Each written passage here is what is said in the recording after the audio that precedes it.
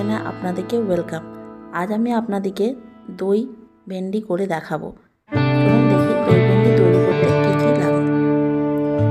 ফার্স্টে দই ভেন্ডি তৈরি করার জন্য আমি দইয়ের মিশ্রণটাকে রেডি করে নেব। দেখুন আমি দইয়ের মধ্যে কসুরি মেথি আর কিছু গুঁড়ো মশলা দিয়েছি। গুঁড়ো মশলার মধ্যে দিয়েছি জিরে গুঁড়ো, ধনে গুঁড়ো আর লঙ্কার গুঁড়ো। এগুলোকে ভালো করে ফেটে দিতে হবে।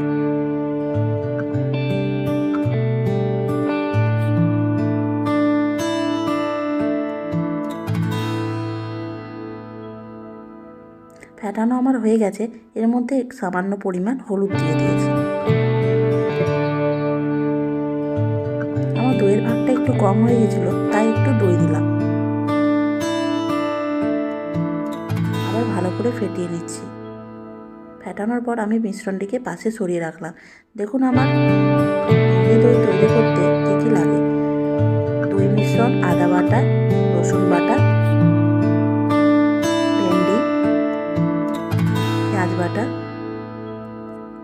লঙ্কা চেরা, আদা বাটা, টমেটোর বাটা।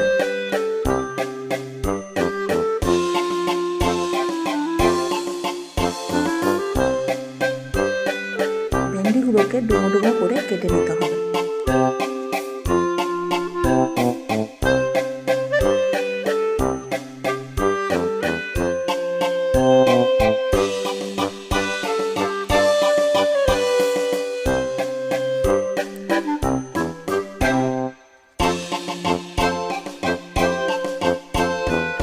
আমি গুঁড়ো কিছু মশলা দেবো, নুন, হলুদ আর শুকনো কাশ্মীরি লঙ্কা দেবো।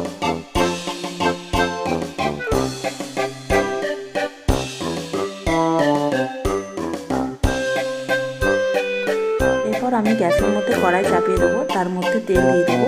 তেল গরম হওয়া পর্যন্ত অপেক্ষা করব। তেল গরম হয়ে গেছে, এর মধ্যে ভেন্ডিগুলো দিয়ে দিলাম। ভেন্ডিগুলো আমি ডিপ ফ্রাই করে নেব। ভেন্ডি আমার ভাজা হয়ে গেছে, ভেন্ডিগুলো আমি তুলে নিলাম। তার মধ্যে জিরে দিলাম এবং পেঁয়াজ বাটাটা দিয়ে ভেজে নিলাম।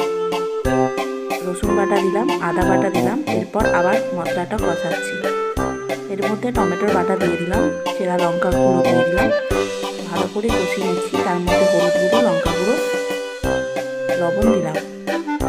ভালো করে কষিয়ে নিচ্ছি মশলাটাকে। তেল ছাড়া পর্যন্ত অপেক্ষা করব। এর মধ্যে আমি দই ফেটানো দইটা দিয়ে দিলাম। তার মধ্যে ভেন্ডিগুলো দিয়ে দিলাম। ভেন্ডিগুলো দিয়ে ভালো করে কষিয়ে নিচ্ছি মশলাটাকে।